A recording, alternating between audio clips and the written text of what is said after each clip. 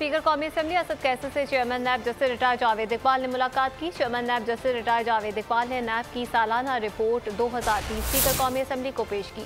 असद कैसर ने नैब के इक़दाम को सराहा।